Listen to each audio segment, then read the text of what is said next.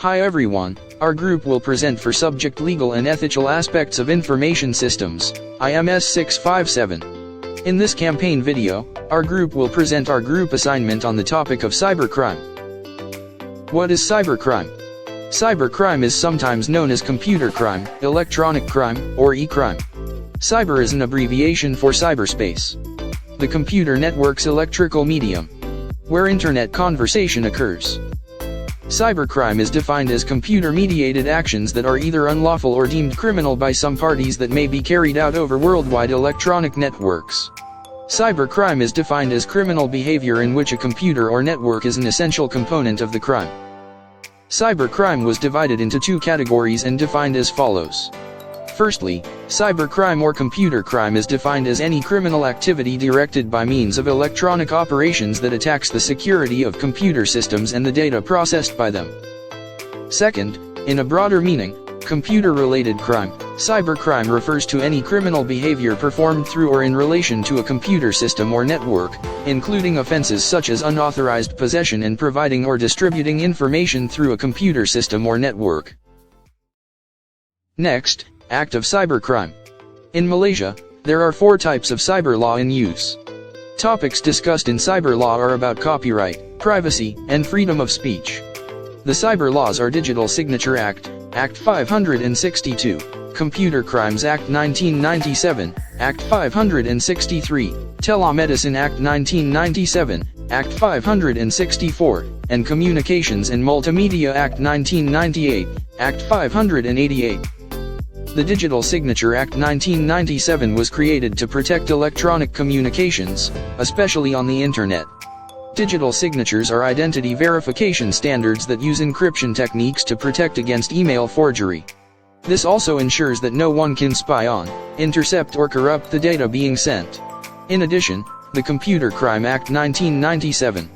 This act can protect against computer misuse and computer criminal activities.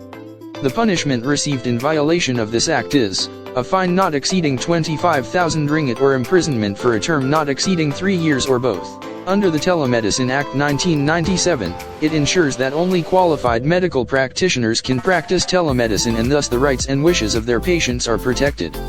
The act provides for the future development of rescue for healthcare in Malaysia. Last but not least, the implementation of the Communications and Multimedia Act 1998 is to ensure the security of reliable network information and service capabilities throughout Malaysia. The Act also ensures a high level of consumer confidence in the information and communication technology industry. Types of cybercrimes. There are several types of cybercrime, which is first, DDoS attacks. These are used to make an online service unavailable and take the network down by overwhelming the site with traffic from a variety of sources. Second is botnets. Botnets are networks from compromised computers that are controlled externally by remote hackers. The remote hackers then send spam or attack other computers through these botnets. Botnets can also be used to act as malware and perform malicious tasks. Third is identity theft. This cybercrime occurs when a criminal gains access to a user's personal information to steal funds, access confidential information, or participate in tax or health insurance fraud. They can also open a phone or internet account in your name, use your name to plan a criminal activity and claim government benefits in your name. They may do this by finding out users' passwords through hacking, retrieving personal information from social media, or sending phishing emails. Fourth is cyberstalking. This kind of cybercrime involves online harassment where the user is subjected to a plethora of online messages and emails. Typically, cyberstalkers use social media, websites, and search engines to intimidate a user and instill fear. Usually, the cyberstalker knows their victim and makes the person feel afraid or concerned for their safety. Fifth is social engineering. Social engineering involves criminals making direct contact with you, usually by phone or email. They want to gain your confidence and usually pose as a customer service agent so you'll give the necessary information needed. This is typically a password, the company you work for, or bank information. Cyber criminals will find out what they can about you on the internet and then attempt to add you as a friend on social accounts. Once they gain access to an account, they can sell your information or secure accounts in your name. Next, PUPs or potentially unwanted programs are less threatening than other cybercrimes, but are a type of malware. They uninstall necessary software in your system, including search engines and pre-downloaded apps. They can include spyware or adware, so it's a good idea to install an antivirus software to avoid the malicious download. Furthermore, phishing. This type of attack involves hackers sending malicious email attachments or URLs to users to gain access to their accounts or computer. Cybercriminals are becoming more established, and many of these emails are not flagged as spam. Users are tricked into emails claiming they need to change their password or update their billing information, giving criminals access. Moreover, prohibited or illegal content. This cybercrime involves criminals sharing and distributing inappropriate content that can be considered highly distressing and offensive. Offensive content can include, but is not limited to, sexual activity between adults, videos with intense violent and videos of criminal activity. Illegal content includes materials advocating terrorism-related acts and child exploitation material. This type of content exists both on the everyday internet and on the dark web, an anonymous network. In addition, online scams. These are usually in the form of ads or spam emails that include promises of rewards or offers of unrealistic amounts of money. Online scams include enticing offers that are too good to be true, and when clicked on can cause malware to interfere and compromise information. Lastly, exploit kits. Exploit kits need a vulnerability, which is bug in the code of a software, in order to gain control of a user's computer. They are ready-made tools criminals can buy online and use against anyone with a computer. The exploit kits are upgraded regularly, similar to normal software, and are available on dark web hacking forums. Effects of cybercrime. Cybercrime affects individuals and nations. Ideally, these cybercrime activities need to be stopped and should not exist. Many people will be affected because this crime exists. Cybercrime affecting such individuals is the victim's personal information spread by irresponsible people. For example, irresponsible perpetrators use the victim's identity card as a hostage of debt. In addition, it also affects victims by receiving inappropriate advertisements or content. The victim's social site was also hacked, causing their dignity to fall.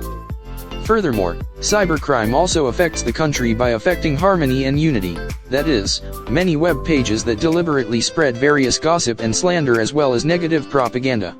In addition, the country's image will also be tarnished. This is because other countries see Malaysia as a country that is not capable of combating cybercrime.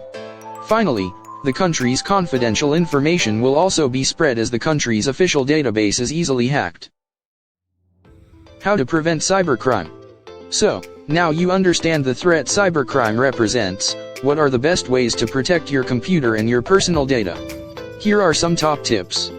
Firstly, keep software and operating system updated. It can be said that keeping your software and operating system up to date ensures that you benefit from the latest security patches to protect your computer. Next, use strong passwords. Be sure to use strong passwords that people will not guess, and do not record them anywhere.